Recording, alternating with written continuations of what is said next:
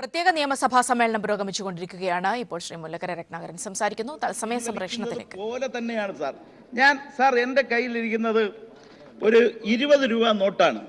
ഈ 20 രൂപ നോട്ടിൽ ഒരു എഴുത്തുണ്ട് sir. I promise it to pay the bearer ഇത് സം ഓഫ് 20 റുപ്പീസ്. ഇത് നമുക്ക് തരുന്ന ഈ കടലാസിൽ റിസർവ് ബാങ്ക് ഗവർണറാണ് ഈ കടലാസിന് 20 രൂപ വിലയുണ്ടെന്ന് പ്രഖ്യാപിച്ചിരിക്കുന്നത്. അദ്ദേഹമാണ് പ്രോമിസ് ചെയ്തിരിക്കുന്നത്. അങ്ങനെയാണെങ്കിൽ 500 രൂപയിലും 1000 രൂപയിലുമെല്ലാം റിസർവ് ബാങ്ക് ഗവർണറുടെ ഈ പ്രോമിസ് ഉണ്ട്. ആ നോട്ടിന് വിലയില്ലാതായാൽ, ആ നോട്ട് അസാധുവാക്കിയാൽ പകരം മൂല്യമുള്ള അത്രയും ഒന്ന് കൊടുക്കാൻ റിസർവ് ബാങ്ക് ഗവർണർ ആ രാത്രിയിൽ ബാധ്യസ്ഥനാണ്. കാരണം ഇതൊരു കരാറാണ്, ഒരു ഗവൺമെന്റ് ഉണ്ടാക്കുന്ന. മാത്രമല്ല, ഈ കരാറിൽ വേറൊന്നുകൂടി പറഞ്ഞിട്ടുണ്ട് സാർ. ഈ 20 രൂപ നോട്ടിൽ അത് guaranteed by the central government എന്നാണ്. നരേന്ദ്രമോദി സെൻട്രൽ ഗവൺമെന്റ് നായകനാണെങ്കിൽ, ഊർജിത് പട്ടേൽ ഇന്ത്യയിലെ റിസർവ് ബാങ്ക് ഗവർണർ ആണെങ്കിൽ, ഇത് 8-ാം തീയതി 8 മണിക്ക് പിൻവലിക്കപ്പെടുമ്പോൾ നഷ്ടപ്പെടുന്ന എൻ്റെ പോക്കറ്റിലെ, എനിക്ക് 8-ാം തീയതി മാത്രം, 8-ാം തീയതി 8 മണി വരെ ഉള്ളെങ്കിൽ 8 മണിക്ക് ശേഷം എൻ്റെ പോക്കറ്റിൽ കിടക്കുന്ന 500 രൂപ നോട്ട് മരിച്ച നോട്ടാണെങ്കിൽ ഒരു ജീവിക്കുന്ന നോട്ട് എനിക്ക് തരാൻ ഗവൺമെന്റ് ബാധ്യസ്ഥനാണ്. അവിടെയാണ് പ്രിയപ്പെട്ട ഉമ്മൻചാണ്ടി ചോദിച്ച ഇതിലൊരു ഭരണഘടനാ ലംഘനം പോലുമുണ്ട്. നിയമ സംവിധാനത്തിൽ തന്നെ ഇത് നിലനിൽക്കുന്നതല്ല. അദ്ദേഹം പിൻവലിച്ച് അദ്ദേഹം 2000 നോട്ടിറക്കിയാൽ 2000 നോട്ടിന്റെ സ്ഥിതി എന്താന്ന് വെച്ചാൽ, വെള്ളം ചോദിച്ച് വരുന്നവന്റെ മുമ്പിൽ ഗ്ലാസിൽ വെള്ളം കൊടുക്കുന്നതിന് പകരം ആഴമുള്ള കിണർ കാണിക്കുന്ന പോലാണ്. അവൻ ഒന്നുകിൽ ചാടി ചാവാം, ഇല്ലെങ്കിൽ കരക്കിരുന്ന് മരിക്കാം. 2000 രൂപ കയ്യിലുണ്ടെങ്കിൽ അത് ഉപയോഗിക്കാൻ പറ്റുകയല്ല സാർ. മണ്ടൻ തീരുമാനമൊക്കെ നമുക്കെടുക്കാം. പിന്നെ നരേന്ദ്രമോദിയെ കുറിച്ച് എനിക്ക് പറയാനുള്ളത്, അദ്ദേഹം എപ്പോഴും പുരാണമൊക്കെ ഒരുപാട് ഉദ്ധരിക്കുന്ന ആളാണ്. മഹാഭാരതവും രാമായണവും ഒക്കെ പറയുന്നതാണ്. അദ്ദേഹത്തിന് ഇന്ത്യൻ സ്ത്രീകളുടെ ശാപമുണ്ട്, ഒരു സ്ത്രീയുടെ ശാപം തീർച്ചയായിട്ടും ഉണ്ട്. അദ്ദേഹം പറയുന്നത് അദ്ദേഹത്തിന് കുടുംബമില്ലെന്നാണ്. ഞാൻ പറയുന്നത് അദ്ദേഹത്തിന് കുടുംബം ഉണ്ടായിരുന്നെങ്കിൽ, കൂടെ ഒരു പെണ്ണെങ്കിലും ഉണ്ടായിരുന്നെങ്കിൽ അദ്ദേഹം ഈ മണ്ടത്തരം കാണിക്കത്തില്ലായിരുന്നു. കാരണം ഈ നാട്ടിലെ ഇത്രയും ജനങ്ങളെ ഇങ്ങനെ വിഷമിപ്പിക്കാവുന്ന ഒരവസ്ഥയിലേക്ക് അദ്ദേഹം കൊണ്ടുപോകത്തില്ലായിരുന്നു സാർ. എനിക്ക് പിന്നെ ഈ സഹകരണ മേഖലയെ കുറിച്ച് പറയാനുള്ളത് സാർ, ഇന്ത്യൻ സഹകരണ മേഖല അത് കേരളത്തിലെ ഏറ്റവും ശക്തമാണെന്നേ ഉള്ളൂ. ഇന്ത്യൻ സഹകരണ മേഖല, പ്രത്യേകിച്ച് കേരളത്തിലെ സഹകരണ മേഖല, നമ്മുടെ ജനാധിപത്യ മതേതരത്വ സംവിധാനത്തിന്റെ പണമിടപാട് സംവിധാനത്തിലെ കേരളത്തിന്റെ കാവലാണ്.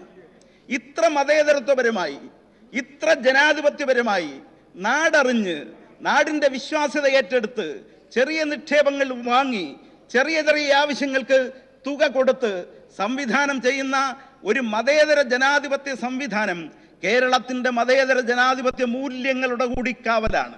അതിനെ തകർക്കാൻ ഒരു കാരണവശാലും അവസാനിപ്പിക്കാൻ പാടില്ല. ഒരു കാരണവശാലും ഇവിടെ നടപ്പാക്കാൻ പറ്റുകയില്ല. കേന്ദ്രം ശ്രമിച്ചാലും ആര് ശ്രമിച്ചാലും സാർ, അതിന് ഗവൺമെന്റ് ഗ്യാരണ്ടി ആവണം. അവിടെയുള്ള നിക്ഷേപം, ഓരോ നിക്ഷേപത്തിലും ഒരു സ്വപ്നമുണ്ട്, ഒരു പ്രതീക്ഷയുണ്ട്. ചിലപ്പോൾ അതൊരു മകളുടെ കല്യാണ പ്രതീക്ഷയായിരിക്കാം, വിദ്യാഭ്യാസ പ്രതീക്ഷയായിരിക്കാം. അവിടെ നിന്നെടുക്കുന്ന ഓരോ കടത്തിലും അവൻ്റെ കൊച്ചു കൊച്ചാവശ്യങ്ങളുടെ ഒരു പ്രവർത്തന നിർവഹണമുണ്ട്. ഇത് രണ്ടും ചേർന്ന് കേരളത്തിൽ ഇവിടെ പറഞ്ഞതുപോലെ ദിവസം 25,000 കോടിയുടെയും 1,27,000 കോടിയുടെ നിക്ഷേപവും അതിനനുസരിച്ചുള്ള പ്രവർത്തനങ്ങളുമായി നിൽക്കുന്ന ഈ സഹകരണ മേഖല നമ്മുടെ അഭിമാനമാണ്, നമ്മുടെ ജീവിതമാണ്, നമ്മുടെ സങ്കടങ്ങൾക്കുള്ള പരിഹാരമാണ്, നമ്മുടെ ചെറിയ നിക്ഷേപങ്ങൾ സ്വീകരിക്കുന്ന അഭയമാണ്, നമ്മുടെ കൊച്ചു കൊച്ചാവശ്യങ്ങൾ നിർവഹിച്ചു തരുന്ന നമ്മുടെ ഒരു ദൈവസങ്കല്പം ഉള്ളവർക്ക് ആ സങ്കല്പം പോലെ തന്നെ പ്രധാനമാണ്. അതിനെ തകർക്കാനുള്ള ഏത് നീക്കത്തെയും ചെറുക്കാനുള്ള ഈ സഭയുടെ ഒന്നാകെയുള്ള അഭ്യർത്ഥനയിൽ ശക്തമായി പങ്കുചേരുകയാണ് sir. Thank you. Shri K M Mani, അങ്ങേക്ക് 6 മിനിറ്റ് സംസാരിക്കും.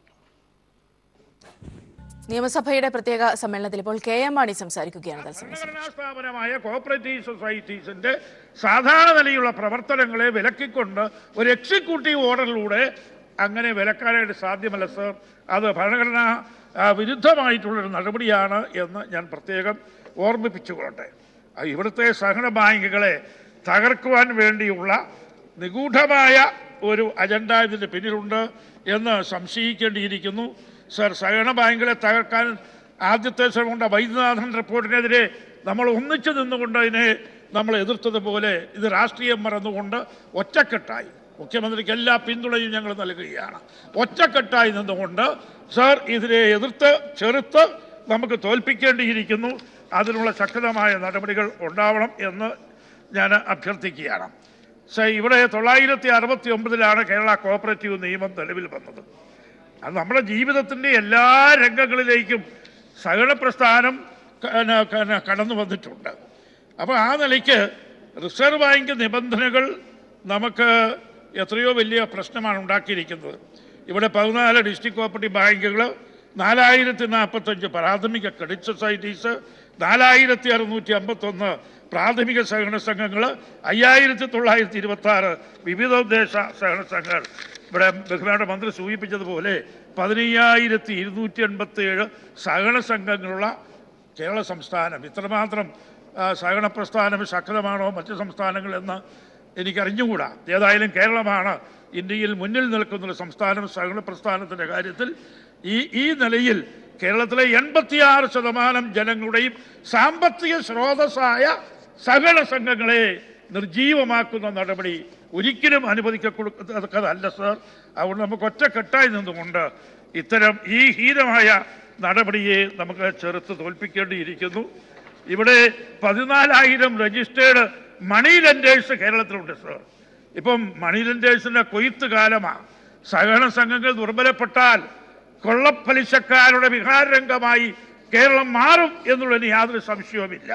അതുകൊണ്ട് സഹകരണ ബാങ്കുകൾക്കെതിരെയുള്ള ഈ നീക്കങ്ങൾ കേന്ദ്ര ഗവൺമെൻറ് ഉപേക്ഷിക്കണം എന്നാണ് എനിക്ക് പറയുവാനായിട്ടുള്ളത്. സഹകരണ ബാങ്ക് അക്കൗണ്ടുകൾക്ക് നോ യുവർ കസ്റ്റമർ നിബന്ധന പാലിക്കുവാൻ സമയം കൊടുക്കാം. 90% ആളുകൾക്കും ഇപ്പോൾ നമുക്ക് ആധാർ കാർഡ് ഉള്ളതുകൊണ്ട് ഒരു ബുദ്ധിമുട്ടും ആ കാര്യങ്ങളെ സംബന്ധിച്ചിടത്തോളം ഇല്ല. വാണിജ്യ ബാങ്കുകൾ നടത്തുന്ന ബിസിനസ് നടത്തുവാൻ സഹകരണ ബാങ്കുകൾക്ക് സ്വാതന്ത്ര്യം ഉണ്ടായിരിക്കണം.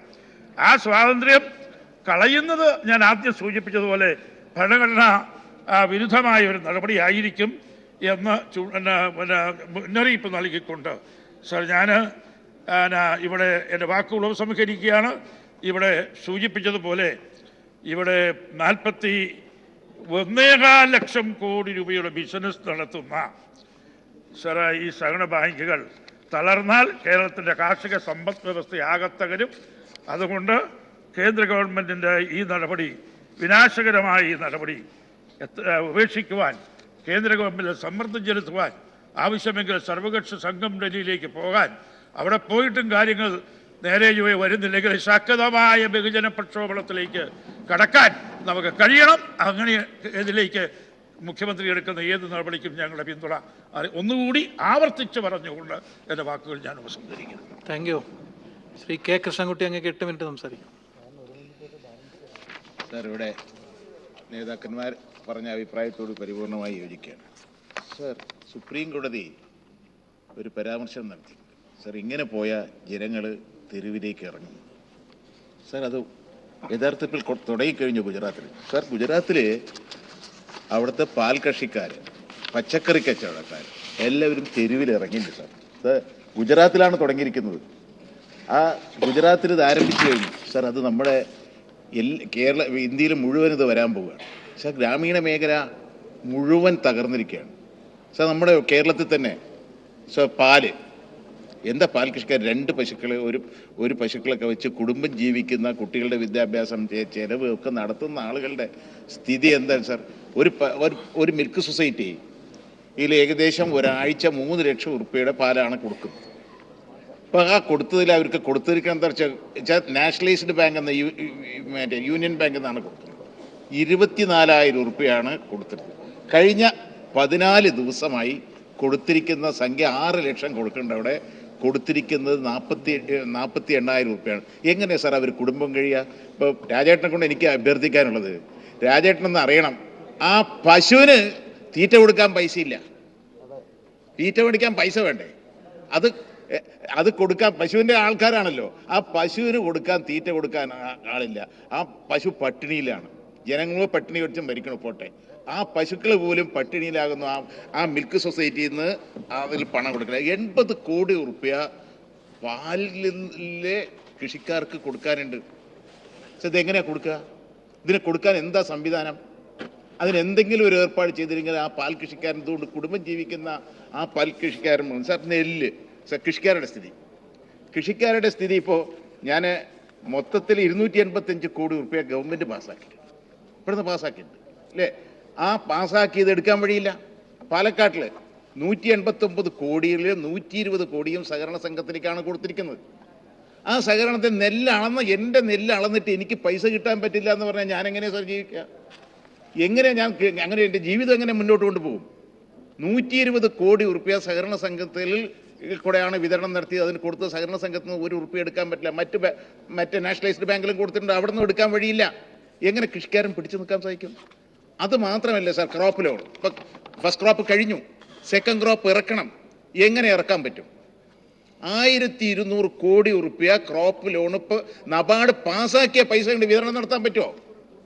എങ്ങനെ കൃഷിക്കാരൻ മുന്നോട്ട് പോകും? പച്ചക്കറി കൃഷിക്കാരൻ മുന്നോട്ട് പോകാൻ പറ്റുമോ? നെൽകൃഷിക്കാരൻ ഞാറ്റടി തയ്യാറാക്കി അത് നടണമെങ്കിൽ കൂലി കൊടുക്കണ്ടേ? ആ കൂലി കൊടുക്കാനുള്ള പൈസ എവിടെ നിന്നാണ്? എങ്ങനെ അത് മേടിക്കും? അത് വിഡ്രോ ചെയ്യാനുള്ള വഴി എന്താണ്? പറഞ്ഞു തരേണ്ട ബാധ്യതയില്ലേ സാർ? ഈ നെൽകൃഷിക്കാരൻ്റെ സ്ഥിതി എന്തായിരിക്കും? പച്ചക്കറി കൃഷിക്കാരൻ എല്ലാ ക്രോപ്പും റബ്ബർ ഒക്കെ ഇറക്കാനേ വഴിയില്ല. പച്ചക്കറി മാർക്കറ്റുകൾ മുഴുവൻ അടഞ്ഞു സാർ. ഇന്നലെ ഈ 14 ദിവസത്തിന് മുമ്പ് മാർക്കറ്റിൽ എന്താ സ്ഥിതി? ഒരു കിലോ തക്കാളി 18 റുപ്യായിരുന്നു. ഇന്നലെ എത്രയാണ് വിലയേറിയോ? 1 റുപ്യക്ക് എടുക്കാനല്ല, 1 റുപ്യക്ക്. കരഞ്ഞുകൊണ്ടാണ് കൃഷിക്കാരൻ പോകുന്നത്. വാഴക്കൊല വെട്ടി കൊണ്ടുവന്നിട്ട് ആ ചന്തയിൽ നിന്ന് എടുക്കാൻ ആളില്ലാത്ത അവസ്ഥയാണ്. പണമില്ല, എവിടെയും പണമില്ലാത്ത അവസ്ഥയാണ് സാർ. എന്താ സാർ ഈ BJP ഗവൺമെൻറ്റിൻ്റെ ഉദ്ദേശം? സഹകരണ മേഖല തകർക്കുകയാണ്. ഇപ്പോൾ ഗുജറാത്തിൽ സാർ അമൂല് തകർക്കാൻ പോവുകയാണ്. അമൂലിന് ഇപ്രാവശ്യം ഹൈക്കോടതിയിൽ അമെൻമെൻറ്റ് കൊണ്ടുവന്ന് 12,000 കോടിയാണ് ടോട്ടൽ ബഡ്ജറ്റ്. ഇന്ത്യയിലെ നമ്പർ 1 ആണ്. നെസ്ലേനേക്കാളും ഇപ്പോൾ അത് വന്നിട്ടാണ്. അത് തകർക്കാനല്ലേ പോണു? ഇപ്രാവശ്യം അവിടെ ഡയറക്ടർ ബോർഡ് കൂടാൻ സമ്മതിക്കുന്നില്ല, അതിനെ പിടിച്ചെടുക്കാൻ നോക്കുകയാണ്. സഹകരണ സംഘങ്ങളെ മുഴുവൻ തൻ്റെ കൈവശത്തിലാക്കാനാണ് ഇപ്പോൾ മോഡിയുടെ ഗവൺമെൻറ് ശ്രമം. ഇന്ത്യയിൽ എവിടെയും സഹകരണ സംഘം ഇവരുടെ കയ്യിലില്ല, അതിൽ പിടിക്കാൻ പറ്റില്ല. ഗുജറാത്തിലെ സ്റ്റേറ്റ് കോപ്പറേറ്റീവ് ബാങ്കിൽ തന്നെ നോമിനേറ്റ് ചെയ്ത് പിടിക്കാൻ നോക്കി, അത് നടന്നിട്ടില്ല. അപ്പോൾ ആ സഹകരണ സംഘങ്ങളെ മുഴുവൻ കയ്യിലാക്കുക എന്നുള്ള ഗൂഢോദ്ദേശം ഇതിൻ്റെ പിന്നിലുണ്ട്. അതോടൊപ്പം തന്നെ നാഷണലൈസ്ഡ് ബാങ്കും പ്രൈവറ്റ് ബാങ്കുകളും ഒക്കെ നഷ്ടത്തിലില്ലേ? എത്ര കോടിയാണ് നഷ്ടം? രഘുരാമിൻ്റെ റിപ്പോർട്ട് പ്രകാരം തന്നെ വലിയൊരു നഷ്ടമാണ്. അവിടെ ഡിപ്പോസിറ്റുകൾ തന്നെ മുഴുവൻ പോയിരിക്കുകയാണ്. ഇപ്പോൾ ഇതുകൊണ്ടുണ്ടായ ഗുണം എന്താ? അവിടെയുള്ള കൊള്ളയും വൻകിടക്കാർക്കും എഴുതി തള്ളിയതിൻ്റെമായി ആ ബാങ്കുകളൊക്കെ നഷ്ടത്തിൽ പോയതാണ്. ആ നഷ്ടത്തിൽ പോയത് ഇപ്പം എന്താ സ്ഥിതി? ഇപ്പോൾ ഈ സംഭവത്തോടുകൂടി സാധാരണ പാവപ്പെട്ടവരുടെ ആളുകളുടെ മുഴുവൻ ഡിപ്പോസിറ്റ് അവിടെ കൊണ്ടുവന്ന് ആ ബാങ്കുകളെ ലാഭത്തിലാക്കാൻ, അല്ലെങ്കിൽ ആ ലാഭത്തിലാണ് എന്ന് വരുത്തി തീർക്കാനുള്ളൊരു ശ്രമം നടത്തുന്നത്. അതിൻ്റെ ബലം എന്താ? അതിൻ്റെ ബലവും വരാൻ പോകുന്നത് എന്താണ്? അതിൻ്റെ പകരം കഴിഞ്ഞ ബഡ്ജറ്റിലല്ല, അതിൻ്റെ മുമ്പിൽ തന്നെ ബഡ്ജറ്റിൽ തന്നെ അരുൺ ജെയ്റ്റ്ലി ചെയ്തിട്ടുണ്ടല്ലേ? ആ സഹകരണ സംഘങ്ങളുടെ ഷെയറിന് മുഴുവൻ ഒരു ഇൻവെസ്റ്റ്മെൻറ്റ് ഹോൾഡിംഗ് കമ്പനിക്ക് മാറ്റി. ആ കമ്പനിക്ക് ഇനി വേണമെങ്കിൽ പ്രൈവറ്റ് ആക്കാം. ആ പ്രൈവറ്റ് ആക്കാൻ അത് ചെയ്തപ്പോഴും ആ സഹകരണ ബാങ്കുകളെ ഏറ്റെടുക്കാൻ ആരും തയ്യാറായിരുന്നില്ല. ഇപ്പം എന്താ വരാൻ പോകുന്നത്? ഇത്രയും വലിയ സംഖ്യ ഈ ബാങ്കുകളിൽ വരുമ്പോൾ ഇനി അത് ഏറ്റെടുക്കാൻ, പ്രൈവറ്റ് ബാങ്കുകളിലേക്ക് ഏറ്റെടുക്കാനുള്ള സാഹചര്യം കൂടി ഇതിൽ കൂടെ ഒരുക്കുകയാണ് മോഡി ചെയ്തത്. അതുമാത്രമല്ല, ഈ സഹകരണ സംഘങ്ങളെ തകർക്കണം. ഇപ്പം അംബാനി എവിടേക്കാണ് വന്നിരിക്കുന്നത്? അംബാനി ഇപ്പം മിൽക്കിലേക്ക് വന്നിരിക്കുകയാണ്. അംബാനി എൻ്റെ ഒരു റിപ്പോർട്ടുണ്ട്, ഒരു വലിയ മിൽക്കിൻ്റെ വലിയ കമ്പനി തുടങ്ങാൻ പോവുക. ആ കമ്പനി തുടങ്ങുമ്പോൾ ആദ്യം തകർക്കേണ്ടതാണ് അമൂലിനെ തകർക്കണം. ആ തകർക്കാനുള്ള നടപടികൾ അവിടെ സ്വീകരിച്ചിരിക്കണം. അതേപോലെ പാല് ഇറക്കുമതി ചെയ്യാൻ തുടങ്ങി. ആ യൂറോപ്പിൽ നിന്ന് പാല് ഇറക്കുമതി, അതിൻ്റെ ഇറക്കുമതി ആരാണ് എടുക്കുന്നത്? പെപ്സിയാണ് ഏറ്റെടുത്തിരിക്കുന്നത്. അപ്പോൾ ഇങ്ങനെ സ്വകാര്യ കമ്പനികളെ സഹായിക്കാനും ഈ സഹകരണ പ്രസ്ഥാനത്തിനെ മുഴുവൻ തകർക്കാനുള്ള വലിയ ഒരു ഗൂഢാലോചന ഇതിൻ്റെ പിന്നിലുണ്ട് സാർ. അതാണ് സാർ ഇപ്പോൾ ഇവിടെ നടന്നുകൊണ്ടിരിക്കുന്നത്. അതുകൊണ്ട് സാധാരണക്കാരുടെ ജീവിതം വഴി നോട്ടിയാണ് സാർ. കൂലി കൊടുക്കാൻ പൈസയില്ല, തൊഴിലുറപ്പുകാർക്ക് പണി ചെയ്താൽ അവർക്ക് കൂലി കൊടുക്കാൻ പൈസ കിട്ടാത്ത അവസ്ഥ. ഇതൊരു വല്ലാത്ത ഒരു ദുരന്തത്തിലേക്കാണ് നമ്മുടെ നാട് നീങ്ങുന്നത്. ജനങ്ങൾ എങ്ങനെ ജീവിക്കുമെന്ന് അറിയാത്തൊരു, ആശുപത്രിയിൽ പോകാൻ പൈസയില്ല, അങ്ങനെ ഒരു വലിയ ഒരു പ്രതിസന്ധിയിലാണ് ജനങ്ങൾ. ഇനി ഗുജറാത്തിലെ പോലെ തന്നെ ഇന്ത്യയിലെ മുഴുവൻ ജനങ്ങളും തെരുവിലേക്ക് ഇറങ്ങുന്ന ഒരവസ്ഥയിലേക്കാണ് ഈ മോഡി ഗവൺമെൻറ് കൊണ്ട് എത്തിച്ചിരിക്കുന്നത്. സാർ, ഇവിടെ അവതരിപ്പിച്ച ഈ പ്രമേയത്തെ പരിപൂർണമായി അനുകൂലിക്കുകയാണ്. ശ്രീ അനൂപ് ജേക്കബ്. നിയമസഭയിൽ ഇപ്പോൾ അനൂപ് ജേക്കബ് സംസാരിക്കുന്നു. കേന്ദ്ര ഗവൺമെന്റിന്റെ ഈ സമീപനം അത് തികച്ചും പ്രതിഷേധാർഹമാണെന്ന് പറയുവാൻ ഈ അവസരം ഞാൻ വിനിയോഗിക്കുകയാണ്. സാർ, ഇപ്പോൾ 500-ന്റെയും 1000-ന്റെയും നോട്ടുകൾ പിൻവലിച്ചു. ഞാൻ പറഞ്ഞല്ലോ, ഇപ്പൊ കള്ളപ്പണക്കാരെ കണ്ടെത്താൻ അല്ലെങ്കിൽ കൊള്ളപ്പണക്കാരെ കണ്ടെത്താൻ അത് ആ സമീപനം അതിന് ഒരിക്കലും തെറ്റു പറയാൻ ഞങ്ങൾ ആഗ്രഹിക്കുന്നില്ല. 500-ന്റെ 1000-ന്റെ നോട്ടുകൾ പിൻവലിച്ച സദുദ്ദേശപരമായിരുന്നുവെങ്കിൽ, പക്ഷേ ആവശ്യമായ മുന്നൊരുക്കങ്ങളില്ലാതെ, ഹോംവർക്ക് ചെയ്യാതെ ആ പദ്ധതിയിലേക്ക് കടന്നു എന്നതാണ് ഇന്ന് ഇന്ത്യയിൽ കാണുന്ന ദുരന്ത ചിത്രങ്ങളിലെ പശ്ചാത്തലം എന്നുള്ളത്. എത്രയോ ജീവനുകൾ ഇന്ന് ഹോമിക്കപ്പെട്ടു. സാർ, ഇതിനകത്ത് കേന്ദ്ര സർക്കാരിനൊരു വ്യക്തതയില്ലാതെ മുമ്പോട്ട് പോയി എന്നുള്ളതാണ് ഇത്രമാത്രം തിക്താനുഭവങ്ങൾ ജനങ്ങൾ കൊടുത്തത്. കള്ളപ്പണക്കാരല്ല ഇവിടെ പ്രയാസപ്പെടുന്നത്, സാധാരണക്കാരനാണ് എന്നൊരു തിരിച്ചറിവ് കേന്ദ്ര സർക്കാരിന് ഉണ്ടാവണം എന്ന് പറയാൻ ഞാൻ ആഗ്രഹിക്കുന്നു. കൂനിന്മേൽ കുരു പോലെയാണ് ഇന്ന് സഹകരണ മേഖലയിലേക്ക് ഇന്ന് നിയന്ത്രണങ്ങൾ കൊണ്ടുവന്നിരിക്കുന്നത്. സാർ, ഇവിടെ ബഹുമാനപ്പെട്ട ശ്രീ കൃഷ്ണൻകുട്ടി അദ്ദേഹം പറഞ്ഞ വളരെ വസ്തുതാപരമായ കാര്യങ്ങൾ, ഇന്ന് ക്ഷീരസംഘങ്ങൾ ഉൾപ്പെടെയുള്ള സംഘങ്ങൾ ഇന്ന് ഇതിന്റെ പ്രയാസം അനുഭവിക്കുകയാണ്. അവർക്ക് കർഷകർക്ക് തുക കൊടുക്കാൻ കഴിയാതെ പോകുന്നു, അവര് പ്രതിസന്ധിയിലേക്ക് പോകുന്നു. അളന്നെടുക്കുന്ന പാലിന് തുക കൊടുക്കാൻ കഴിയുന്നില്ല. കഴിഞ്ഞ 2 ആഴ്ചയായി പ്രതിസന്ധി നിൽക്കുന്നു. ഇതൊക്കെ അടുത്ത ദുരന്തമായി നമ്മുടെ മുന്നിലേക്ക് വരുമോ എന്ന ഭയം ഞാൻ ഈ സഭയുടെ മുമ്പാകെ പങ്കുവെക്കുവാൻ ആഗ്രഹിക്കുന്നു. സാർ, ഞാൻ ചുരുക്കുകയാണ്. സാർ, ഇക്കാര്യത്തിൽ രാഷ്ട്രീയത്തിന് അതീതമായ ഒരു സമീപനമുണ്ട് എന്ന ചിന്ത അത് സഹകാരികൾക്ക് നൽകിയിരിക്കുന്ന ആത്മവിശ്വാസം ചെറുതല്ല. സാർ, ഒരു സർവകക്ഷി സംഘം കേന്ദ്രത്തിലേക്ക് പോകണം, ഈ വിഷയങ്ങൾ കേന്ദ്രത്തിന് മുമ്പിൽ അവതരിപ്പിക്കണം. അതിനകത്ത് കേന്ദ്രത്തിന് വിട്ടുവീഴ്ച സമീപനമില്ലെങ്കിൽ യോജിച്ച പ്രക്ഷോഭത്തിലേക്ക് നീങ്ങുവാൻ നമ്മൾ ഒരുമിച്ച് സന്നദ്ധരാവണം എന്നാണ് എനിക്ക് സൂചിപ്പിക്കുവാനുള്ളത്. തീർച്ചയായിട്ടും ഇന്ന് ഇത്തരത്തിലുള്ള ഈ ഒരു വിഷയം ചർച്ച ചെയ്യുവാനായിട്ടുള്ള ഒരു സാഹചര്യം ഒരുക്കിയ ബഹുമാനപ്പെട്ട ഗവൺമെന്റിനെ അനുമോദിച്ചുകൊണ്ട് ഞാൻ എൻ്റെ വാക്കുകൾ നിർത്തുന്നു. Shri T V Rajesh 15 minute. Sir, ഇത്തരത്തിൽ ഒരു ഉപക്ഷേപം കൊണ്ടുവന്നതിന് സംസ്ഥാന സർക്കാരിനെയും വകുപ്പ് മന്ത്രിയെയും ആദ്യമായി അഭിനന്ദിക്കാൻ സർ. സർ, ഈ നവംബർ 8-ാം തീയതി രാത്രി നമ്മുടെ പ്രധാനമന്ത്രി ഒരു പ്രസംഗത്തിലൂടെയാണ് 1000-ന്റെയും 500-ന്റെയും കറൻസി നോട്ടുകൾ അസാധുവാണെന്ന് പ്രഖ്യാപിച്ചത്. സർ, ഈ രാജ്യത്തിലെ ഗ്രാമീണ സമ്പദ് വ്യവസ്ഥയുടെ ഹൃദയത്തിന് നേരെയുള്ള ഒരു സർജിക്കൽ അറ്റാക്കാണ് സർ. സാർ, ഈ തീരുമാനം കൊണ്ട് രാജ്യത്തിലെ വൻകിട കോർപ്പറേറ്റുകൾ, നികുതി വെട്ടിപ്പുകാരായ കോർപ്പറേറ്റുകൾക്കോ വിദേശ ബാങ്കുകളിൽ പണം നിക്ഷേപിച്ച വൻകിടക്കാരായ കള്ളപ്പണക്കാർക്കോ അല്ലെങ്കിൽ മറ്റ് ക്രമവിരുദ്ധമായ നിലപാടുകൾ സ്വീകരിക്കുന്നവർക്കല്ല സർ ബുദ്ധിമുട്ടുണ്ടായിരിക്കുന്നത്. രാജ്യത്തിലെ ഏറ്റവും സാധാരണക്കാരായ ആളുകൾക്കാണ്. സാധാരണക്കാരായ ജനങ്ങൾ പൊരി വെയിലത്ത് ക്യൂവിൽ നിന്നും മരിച്ചു വീഴുന്ന നാടായി നമ്മുടെ രാജ്യത്തെ മാറ്റുകയാണ് യഥാർത്ഥത്തിൽ മോഡി സർക്കാർ ചെയ്തിരിക്കുന്നത് സർ. സർ, കഴിഞ്ഞ UPA സർക്കാരിൻ്റെ കാലത്ത് ഏതാണ്ട് 3 വർഷം മുമ്പ് നിശ്ചിത കാലയളവ് മുമ്പ് അച്ചടിച്ച കറൻസികൾ പിൻവലിക്കാൻ അന്നത്തെ സർക്കാർ ആലോചിച്ചതാണ്. അന്ന് അതിനെതിരായി ഏറ്റവും ശക്തമായ എതിർപ്പ് പ്രകടിപ്പിച്ചത് BJPയും അതുപോലെ തന്നെ നരേന്ദ്രമോദിയുമാണ് സർ.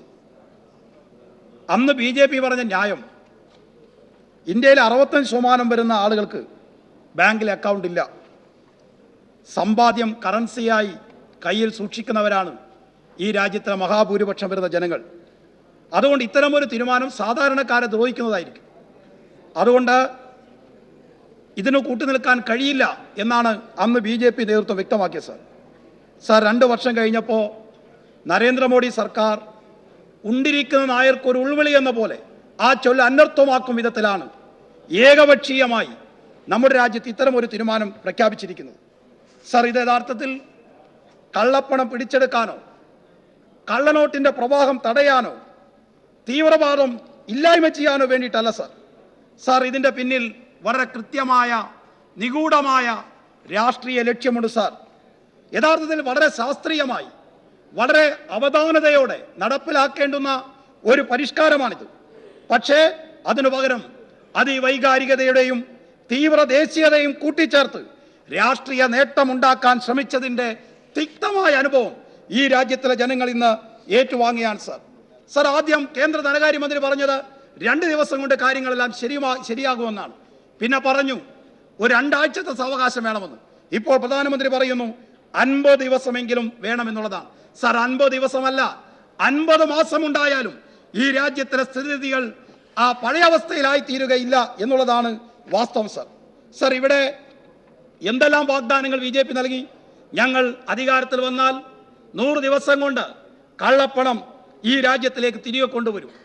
ഇന്ത്യയിലെ ഓരോ കുടുംബത്തിനും 15 ലക്ഷം രൂപ അവരുടെ അക്കൗണ്ടിൽ നിക്ഷേപിക്കുമെന്നായിരുന്നു വാഗ്ദാനം.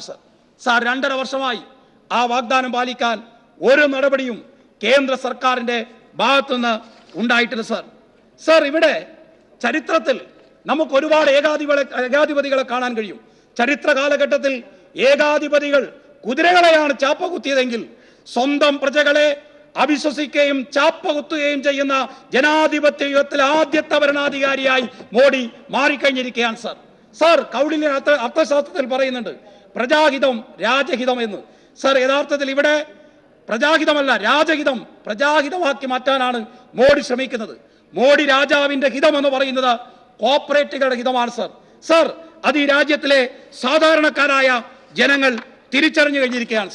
സാർ ഇപ്പോ ഈ ഒരു സാഹചര്യം ഉപയോഗപ്പെടുത്തിക്കൊണ്ട് കേരളത്തിലെ ഗ്രാമീണ സമ്പദ് വ്യവസ്ഥയുടെ നട്ടെല്ലായ കേരളത്തിന്റെ കരുത്തായ സഹകരണ മേഖല ഇല്ലാതാക്കാനാണ് ഇപ്പോൾ കേന്ദ്ര സർക്കാരും അതുപോലെ തന്നെ ആദായ നികുതി വകുപ്പും ഒക്കെ ശ്രമിച്ചുകൊണ്ടിരിക്കുന്നത്. സാർ ഒരു ഭാഗത്ത് ന്യൂ ജനറേഷൻ ബാങ്കുകളെ കയറൂരി വിടുന്നു. സാർ മറുഭാഗത്ത് സാധാരണക്കാരന്റെ ആശ്രയമായ സാധാരണക്കാരൻ അത്താണിയായ സഹകരണ മേഖലയെ താർക്കാനാണ് നിങ്ങൾ ശ്രമിക്കുന്നത്. സാർ കറൻസി പിൻവലിച്ച കറൻസികൾ സ്വീകരിക്കുന്നതിൽ നിന്ന് സഹകരണ മേഖലയെ ഒഴിവാക്കിയ കേന്ദ്ര സർക്കാർ പോസ്റ്റ് ഓഫീസുകൾ വഴി പണം സ്വീകരിക്കാൻ ഉത്തരവിട്ടിട്ടുണ്ട്. സാർ കള്ളനോട്ട് തിരിച്ചറിയാനുള്ള എന്ത് സംവിധാനമാണ് നമ്മുടെ പോസ്റ്റ് ഓഫീസിലുള്ളത്? സാർ ഇതിന്റെ ഭാഗമായി എന്തെങ്കിലും ഒരു സംവിധാനം അവിടെ ഒരുക്കാൻ തയ്യാറായിട്ടുണ്ടോ? സാർ നോട്ടുണ്ടെന്ന മെഷീനെങ്കിലും പോസ്റ്റ് ഓഫീസുകളിൽ സജ്ജീകരിക്കാൻ പെട്രോൾ പമ്പുകളിൽ സജ്ജീകരിക്കാൻ എന്തെങ്കിലും നടപടി ഈ സർക്കാർ സ്വീകരിച്ചിട്ടുണ്ടോ? സാർ നമ്മുടെ കേരളം രാജ്യത്തിന് മാതൃകയാണ്. UNDP റിപ്പോർട്ടിൽ ഒരു വികസിത രാജ്യത്തോട് കിടപിടിക്കാൻ കഴിയുന്ന ജീവിത വിസ്മയങ്ങളുടെ നാടായി ഈ കേരളം സ്ഥാനം അടയാളപ്പെടുത്തിയിട്ടുണ്ട്. സാർ അതിൽ സുപ്രധാനമായ പങ്ക് വഹിച്ച ഒരു ജനകീയ പ്രസ്ഥാനമാണ് കേരളത്തിലെ സഹകരണ പ്രസ്ഥാനം. കേരള മോഡൽ വികസനത്തിന്റെ ചൂണ്ടുപലകയാണ് സാർ നമ്മുടെ സഹകരണ പ്രസ്ഥാനം. ഇപ്പൊ ഇവിടെ ചില ആളുകൾ ഗവൺമെന്റിന്റെ ഇത്തരം നടപടികൾ ന്യായീകരിക്കാൻ പറയുന്ന ഒരു കാര്യം മറ്റു പല സംസ്ഥാനങ്ങളുള്ളതിനേക്കാൾ സഹകരണ സംഘങ്ങളും ബാങ്കുകളും കേരളത്തിൽ കുറവാണ് എന്നാണ്. പക്ഷേ സാർ എണ്ണത്തിൽ കുറവായിരിക്കാം, പക്ഷേ പ്രവർത്തനത്തിൽ ജനസേവനത്തിൽ കേരളത്തിലെ സഹകരണ സംഘത്തോളം വരുന്ന പ്രസ്ഥാനങ്ങൾ ലോകത്തിൽ വിരളമാണ് എന്നാണ് പഠനങ്ങൾ തെളിയിക്കുന്നത്. സാർ ഇവിടെ സഹകരണ സ്ഥാപനങ്ങൾ പ്രവർത്തിക്കുന്നത് നിയമത്തിന് ബാഹ്യമായിട്ടല്ല, വളരെ തീർത്തും നിയമവിധേയമായിട്ടാണ് സാർ സഹകരണ സ്ഥാപനങ്ങൾ പ്രവർത്തിക്കുന്നത്. എന്താ സഹകരണ സ്ഥാപനങ്ങളെ കുറിച്ച് ഇവിടെ ചിലർ ഉന്നയിക്കുന്ന ആക്ഷേപം? സഹകരണ സ്ഥാപനങ്ങളിൽ കള്ളപ്പണം നിക്ഷേപിക്കുന്നു. BJPയുടെ നേതാക്കന്മാർ പറയുന്നത് എന്താണ്? നമ്മുടെ രാജ്യത്തിനകത്ത് കള്ളപ്പണയം തടയാനുള്ള വ്യവസ്ഥകൾ നടപ്പിലാക്കുന്നതിന് തടസ്സം സഹകരണ ബാങ്കുകളാണ് എന്നാണ്. നിയമവിധേയമായിട്ടല്ലേ സാർ കേരളത്തിലെ സഹകരണ മേഖല പ്രവർത്തിക്കുന്നത്? സാർ ഇവിടെ ഇതുമായി ബന്ധപ്പെട്ട് നിരവധിയായ കേസുകളുണ്ട്. സാർ ഏറ്റവും കൂടുതൽ സഹകരണ പ്രസ്ഥാനമുള്ള നാടാണ് എന്റെ ജില്ലയായ കണ്ണൂർ. സാർ കേരളത്തിലെ ഏറ്റവും വലിയ സഹകരണ ബാങ്ക് നിയമസഭയിൽ പ്രത്യേക നിയമസഭാ സമ്മേളനം ചേരുകയാണ്. കേന്ദ്ര സർക്കാർ സഹകരണ ബാങ്കുകളോട് പുലർത്തുന്ന നിലപാടുകൾക്കെതിരെ പ്രതിഷേധം അറിയിക്കാനായി സഹകരണ മേഖലയിലെ പ്രതിസന്ധി ചർച്ച ചെയ്യാനായി പ്രത്യേക നിയമസഭാ സമ്മേളനം പുരോഗമിക്കുകയാണ്. തത്സമയ സംപ്രേഷണത്തിലേക്ക് നൽകാൻ തയ്യാറായിട്ടില്ല, ആ കാര്യത്തോട് തുടർ നടപടി സ്വീകരിക്കാൻ തയ്യാറായിട്ടില്ല. സാർ ഇതുമായി ബന്ധപ്പെട്ട് 2006 സംഘങ്ങൾക്ക് നോട്ടീസ് വന്നിരുന്നു. ആ നോട്ടീസുമായി ബന്ധപ്പെട്ട് അത് സുപ്രീം കോടതിയിൽ പോയി. പ്രസ്വ നോട്ടീസ് സുപ്രീം കോടതി സ്റ്റേ ചെയ്യുകയാണ് ചെയ്തത്. സാർ പ്രസ്വ സ്റ്റേ നിലനിൽക്കുകയാണ്. ബാങ്കിൽ ഇൻകം ടാക്സ് അധികൃതർ റെയ്ഡ് നടത്തിയിട്ടുള്ളത്. സാർ യഥാർത്ഥത്തിൽ സുപ്രീം കോടതിയുടെ വിധി നിലനിൽക്കുമ്പോഴാണ്. മാത്രമല്ല ഇപ്പോൾ പറയുന്നത് ഭരണഘടനാ ഭേദഗതിയെ കുറിച്ച് ഇവിടെ പറയുന്നു. 97ാം ഭരണഘടനാ ഭേദഗതി ഗുജറാത്ത് ഹൈക്കോടതി 22/4/2013 റദ്ദാക്കിയിട്ടുള്ളതാണ്. ഇപ്പോഴും അതിൽ ചോദ്യം ചെയ്തുകൊണ്ടുള്ള ഹർജി സുപ്രീം കോടതിയിൽ സമർപ്പിക്കപ്പെട്ടിട്ടില്ല. അപ്പൊ അതിന്റെ അർത്ഥം നമ്മുടെ ഇപ്പോ സഹകരണം മേഖലക്കകത്ത് വന്ന ഭരണഘടനാ ഭേദഗതി ഉണ്ടെങ്കിലും ഗുജറാത്ത് ഹൈക്കോടതിയുടെ വിധി നിലനിൽക്കുന്നതിനാൽ ഇപ്പോഴും സഹകരണ മേഖല എന്ന് പറയുന്നത് സംസ്ഥാന നിയമമായി നിലനിൽക്കുകയാണ്. അതുകൊണ്ട് സഹകരണ സംഘങ്ങളുടെ നിയന്ത്രണാധികാരം ഒരിക്കലും RBIക്ക് സാധ്യമല്ല. ഇതാണ് സാർ ഗുജറാത്ത് ഹൈക്കോടതിയുടെ വിധി എന്ന് പറയുന്നത്. അതുപോലെ തന്നെ ഇവിടെ പ്രവർത്തിക്കുന്ന സഹകരണ സംഘങ്ങൾ വളരെ വ്യക്തമായി ഈ പറയുന്ന വ്യവസ്ഥകളെല്ലാം പാലിച്ചിട്ടാണ് സാർ ഇവിടെ ആ പ്രവർത്തനം നടത്തിക്കൊണ്ടിരിക്കുന്നത്.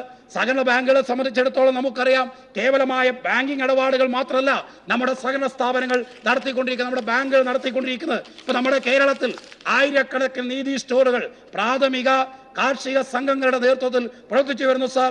അതുപോലെ തന്നെ നീതി മെഡിക്കൽ സ്റ്റോർ പ്രവർത്തിച്ചു വരുന്നു സാർ. നീതി ഗ്യാസ് ഡിപ്പോ പ്രവർത്തിക്കുന്നു.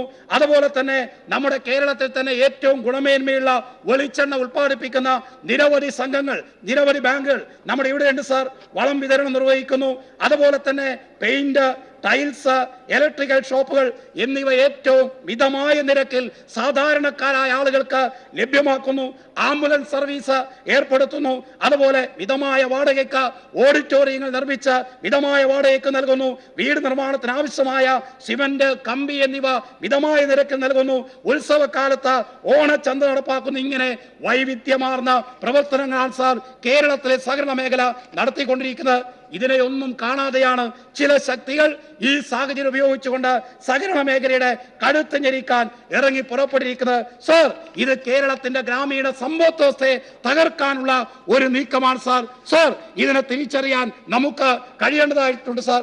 സർ, മലയാളികളെ സംബന്ധിച്ചിടത്തോളം ജനനം മുതൽ മരണം വരെ വിവിധ ഘട്ടങ്ങളിൽ സഹകരണ പ്രസ്ഥാനങ്ങൾ ആശ്രയിക്കുന്നു. സഹകരണ പ്രസ്ഥാനങ്ങളെ ആശ്രയിക്കാതെ മുന്നോട്ട് പോവുക എന്ന് പറയുന്നത് നമ്മുടെ കേരളത്തിലെ ജനങ്ങളെ സംബന്ധിച്ചിടത്തോളം ഒരിക്കൽ പോലും ചിന്തിക്കാൻ സാധിക്കാത്ത കാര്യമാണ് സർ. അതുകൊണ്ടാണ് നമ്മുടെ ഗ്രാമീണ സമ്പദ് വ്യവസ്ഥയുടെ നട്ടെല്ലാണ് പ്രാഥമിക സഹകരണ സംഘങ്ങൾ എന്ന് പറയുന്നത് സാർ. അതുപോലെ തന്നെ സാർ, കേരളത്തിൽ സഹകരണ മേഖലയിൽ മെഡിക്കൽ കോളേജുണ്ട്, എഞ്ചിനീയറിംഗ് കോളേജുണ്ട്, IT പാർക്കുണ്ട്. അതുപോലെ തന്നെ നമുക്കറിയാം, ഈ കേരളത്തിലെ ഏറ്റവും വലിയ നിർമ്മാണ പ്രവർത്തനം ഏറ്റെടുത്ത് നടത്തുന്ന ഊരാളുങ്കൽ സൊസൈറ്റി, വാഗ്ബടാനന്ദൻ സ്ഥാപിച്ച ഊരാളുങ്കൽ സൊസൈറ്റി, ഇങ്ങനെ കേരളത്തെ സംബന്ധിച്ചിടത്തോളം കേരളത്തിന്റെ വികസനത്തിന് വലിയ സംഭാവന നൽകുന്ന ഏറ്റവും സക്രിയമായ ഒരു കൂട്ടായ്മയാണ് സർ കേരളത്തിലെ സഹകരണ മേഖല എന്ന് പറയുന്നത്.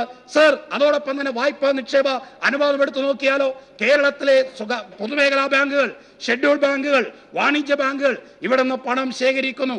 ആ പണം ഇവിടെ നിക്ഷേപിക്കുന്നില്ല സർ. അതാണ് കണക്കുകൾ വ്യക്തമാക്കുന്നത്. വായ്പാ നിക്ഷേപ അനുപാതത്തിന്റെ കാര്യത്തിൽ സഹകരണ മേഖലയുടെ സംഭാവന 80% സാർ. എന്നാൽ പൊതുമേഖലാ ബാങ്കായ SPTയുടെ വായ്പാ നിക്ഷേപ അനുപാതം എന്ന് പറയുന്നത് 52.6% മാത്രമാണ് സാർ. സർ, ഈ സഹകരണ മേഖല നിക്ഷേപിക്കുന്ന പണം ഇവിടെയാണ് സർ യഥാർത്ഥത്തിൽ ചെലവഴിക്കുന്നത്. മാത്രമല്ല, നമ്മുടെ നാട്ടിൽ സാധാരണക്കാരായ ആളുകൾക്ക് എന്തെങ്കിലും ഒരു ആവശ്യം വന്നാൽ സാർ, പാവപ്പെട്ട ഒരു കുടുംബനാഥൻ തന്റെ മകളുടെ കല്യാണം വരുന്നു, അങ്ങനെ വന്നാൽ തന്റെ കിടപ്പാടത്തിന്റെ 5 സെന്റിന്റെ ആധാരവുമായി ഓടിയെത്തുന്നത് സഹകരണ ബാങ്കുകളിലാണ് സർ. അങ്ങനെ പാവപ്പെട്ട തൊഴിലാളികളെയും പാവപ്പെട്ട കർഷകരെയും കൂലിവേലക്കാരെയും യഥാർത്ഥത്തിൽ സഹായിക്കുന്ന ഏറ്റവും മഹത്തായ പ്രസ്ഥാനമാണ് സർ കേരളത്തിലെ സഹകരണ മേഖല. സഹകരണ മേഖല നിക്ഷേപത്തിന്റെ മഹാഭൂരിപക്ഷം സാധാരണക്കാരുടേതാണ് സർ, അല്ലാതെ വൻകിടക്കാരതല്ല സർ. അപ്പൊ തീർച്ചയായും യഥാർത്ഥത്തിൽ സഹകരണ മേഖലക്കെതിരായ നീക്കം സാധാരണക്കാർക്കെതിരായിട്ടുള്ള നീക്കമാണ് സർ. സർ, ഇവിടെ കേരളത്തിൽ പണയിടപാട് നടത്തുന്ന എല്ലാ സംഘങ്ങളും റിസർവ് ബാങ്ക് നിർദ്ദേശിക്കുന്ന മാർഗനിർദ്ദേശങ്ങൾക്ക് അകത്ത് നിന്നുകൊണ്ടാണ് പ്രവർത്തിക്കുന്നത്. അങ്ങനെ പ്രവർത്തിക്കുന്നില്ലെന്ന് കണ്ടാൽ റിസർവ് ബാങ്കിന് നടപടി സ്വീകരിക്കാവുന്നതാണ് സാർ. കേരളത്തിലെ ഏതെങ്കിലും സംഘങ്ങൾക്കെതിരായി അത്തരമൊരു നടപടി റിസർവ് ബാങ്ക് സ്വീകരിച്ചിട്ടുണ്ടോ സർ? എന്തേ സ്വീകരിക്കാൻ കഴിയാതെ വരുന്നത്? നിയമവിധേയമായിട്ടാണ്, ഇവിടെ പാസാക്കിയ നിയമത്തിന്റെ അടിസ്ഥാനത്തിലാണ്, സംസ്ഥാന സർക്കാരിന്റെ മേൽനോട്ടത്തിലാണ് സഹകരണ സ്ഥാപനങ്ങൾ പ്രവർത്തിക്കുന്നത് എന്ന് ഇതിനേക്കാൾ വലിയ തെളിവ് എന്താണ് സർ വേറെ ആവശ്യമായിട്ടുള്ളത്? അതുപോലെ സർ, ഇവിടെ നമുക്ക് കാണാൻ വേണ്ടി കഴിയും, ഇതിന്റെ പിന്നിൽ ഈ നീക്കത്തിന് വലിയ ഒരു പദ്ധതിയുണ്ട് സർ. ആ പദ്ധതി എന്താണ്? ആ പദ്ധതി എന്ന് പറയുന്നത് ലോകത്ത് പലയിടങ്ങളിലും ഫാസം നടപ്പിലാക്കുമ്പോൾ സ്വീകരിച്ച അതേ മാർഗം ഇവിടെ നരേന്ദ്രമോദി സ്വീകരിക്കുകയാണ്. ജർമ്മനിയുടെ സമ്പത്ത് സാർവദേശീയതയുടെ പേരിൽ സോവിയറ്റിലേക്ക് കടത്തുന്നു എന്ന പ്രചരണം ഉപയോഗിച്ച് ദേശീയതയെ പ്രകോപിപ്പിച്ചുകൊണ്ടാണ് 1930 ജൂതന്മാരെയും ട്രേഡ് യൂണിയനിസ്റ്റുകളെയും കമ്മ്യൂണിസ്റ്റുകാരെയും ഉന്മൂലനം ചെയ്യാൻ ജർമ്മനിയിൽ ഹിറ്റ്ലർ സമാനമായ തീവ്ര സാമ്പത്തിക യുക്തി പ്രയോഗിച്ചത്. അതേ യുക്തിയാണ് സർ ഇവിടെയും നടപ്പിലാക്കാൻ പോകുന്നത്. സർ 1965-66 ഇന്ത്യാനേഷ്യയിൽ നമ്മളിത് കണ്ടതാണ്. ഇന്ത്യാനേഷ്യയിൽ കമ്മ്യൂണിസ്റ്റുകാർ ശക്തിപ്പെട്ടപ്പോ ആ കമ്മ്യൂണിസ്റ്റുകാരെ കൂട്ടക്കൊല ചെയ്യാൻ സുക്കാർത്തോ എന്ന ഭരണാധികാരി ഏകാധിപതി ഇതേ സാമ്പത്തിക വാദം മോഡിയുടെ അതേ വാദമാണ് സർ മുന്നോട്ട് കൊണ്ടുപോയത്. അന്ന് എന്താ സുക്കാർത്തോ പറഞ്ഞത്? കമ്മ്യൂണിസ്റ്റുകാർ അധികാരം പിടിക്കാൻ പോകുകയാണ്. കമ്മ്യൂണിസ്റ്റുകാർ അധികാരത്തിൽ വന്നാൽ ഇന്ത്യാനേഷ്യക്കാരന്റെ സമ്പത്ത് ചൈനയിലേക്ക് കൊണ്ടുപോകും, ചൈനയിലേക്ക് കടത്തും എന്ന് പ്രചരിപ്പിച്ചിട്ടാണ് സർ 9 ലക്ഷത്തോളം വരുന്ന കമ്മ്യൂണിസ്റ്റുകാരെ കൂട്ടക്കൊല ചെയ്ത്. ഇവിടെ സർ മോഡിയും BJP എന്താ ചെയ്യുന്നത്? ഒരു പ്രത്യേക മതത്തിൽപ്പെട്ടവരെയാണ് സർ ടാർഗറ്റ് ചെയ്യുന്നത്, കമ്മ്യൂണിസ്റ്റുകാരെയാണ് സർ ഇവിടെ ടാർഗറ്റ് ചെയ്യുന്നത്. തീവ്ര ദേശീയതയുടെ പേരിൽ ചിലരെ ശത്രുപക്ഷത്ത് നിർത്തിക്കൊണ്ട് തങ്ങളുടെ സാമ്പത്തിക അജണ്ട, തങ്ങളുടെ രാഷ്ട്രീയ അജണ്ട നടപ്പിലാക്കുന്നതിന് മുന്നോടിയാണ് സർ ഈ സാമ്പത്തിക അടിയന്തരാവസ്ഥ എന്ന് നാം തിരിച്ചറിയേണ്ടതായിട്ടുണ്ട് സർ. സർ അതുകൊണ്ട് ഇത് കേവലമായ സഹകരണ ബാങ്കിന്റെ പ്രശ്നമല്ല സർ, ഇത് കേവലമായ സാമ്പത്തിക പ്രശ്നം മാത്രമല്ല സർ. സർ ഇത് ഫാസത്തിലേക്കുള്ള ശക്തമായ ചുവടുവെപ്പിന്റെ സൂചനയാണ് സർ. അതുകൊണ്ട് സർ നമുക്ക് നിസ്സാരമായ തർക്കങ്ങൾ ഉണ്ടാകും, ആ തർക്കങ്ങളല്ല പ്രശ്നം. ഈ ഫാസത്തിനെതിരായിട്ടുള്ള നീക്കം നമുക്ക് ശക്തിപ്പെടുത്താൻ വേണ്ടി നമുക്ക് കഴിയണം സർ. ഇതൊരു സാമൂഹിക പ്രശ്നമാണ് സർ, ഈ രാജ്യത്തിലെ സാധാരണക്കാരായ ജനങ്ങളുടെ നിലനിൽപ്പിന്റെ പ്രശ്നമാണ് സർ. അതുകൊണ്ട് തീർച്ചയായും ഈ രാജ്യത്തിലെ ജനങ്ങളാകെ ഒറ്റക്കെട്ടായി ഈ കാര്യത്തിൽ മുന്നോട്ടേക്ക് വരണം. കേരളത്തിലെ സഹകരണ മേഖലയെ സംരക്ഷിക്കാനുള്ള പോരാട്ടം യഥാർത്ഥത്തിൽ സാധാരണക്കാരന് ഈ സമൂഹത്തിൽ ജീവിക്കാൻ വേണ്ടിയിട്ടുള്ള സ്വാതന്ത്ര്യത്തിന് വേണ്ടിയിട്ടുള്ള പോരാട്ടമാണ് എന്ന് രാജ്യത്തിലെ ജനങ്ങൾ തിരിച്ചറിഞ്ഞു കഴിഞ്ഞിരിക്കുന്നു. അതിന്റെ ഏറ്റവും വലിയ ഉദാഹരണമാണ് കഴിഞ്ഞ ദിവസം കേരളത്തിലെ ബഹുമാനായ മുഖ്യമന്ത്രി RBIയുടെ മുന്നിൽ ഇരുന്നപ്പോ അവിടെ അഭൂതപൂർവമായ ജനങ്ങളാണ് സർ ഒഴുകിയെത്തിയത് സർ. സർ ഗുജറാത്തിൽ പ്രക്ഷോഭം വരുന്നു, അവിടുത്തെ കർഷകർ ബാങ്കുകളുടെ മുന്നിലേക്ക് ഒഴുകിയെത്തുന്നു, അവരുടെ ഉൽപ്പന്നങ്ങൾ കത്തിക്കുന്നു, പാലുകൾ ഒഴുകിക്കളയുന്നു. ഇപ്പൊ അമിത്ഷായ്ക്ക് പോലും പ്രധാനമന്ത്രിയെ കണ്ട് സഹകരണ ബാങ്കുകൾക്കെതിരായ നടപടി പിൻവലിക്കണം എന്ന് പറയേണ്ടിടത്ത് കാര്യങ്ങൾ എത്തുകയാണ് സർ. സർ അതുകൊണ്ട് ഈ രാജ്യത്തിലെ ഗ്രാമീണ സമ്പദ് വ്യവസ്ഥയെ തകർക്കുന്ന കിരാതമായ ഈ നടപടിയിൽ നിന്ന് കേന്ദ്ര സർക്കാർ പിന്മാറണം എന്ന് ആവശ്യപ്പെടുകയാണ്. ഇത്തരം ഒരു ഉപക്ഷേപം കൊണ്ടുവന്നതിന് സംസ്ഥാന സർക്കാരിനെ അഭിനന്ദിക്കുകയാണ് സർ.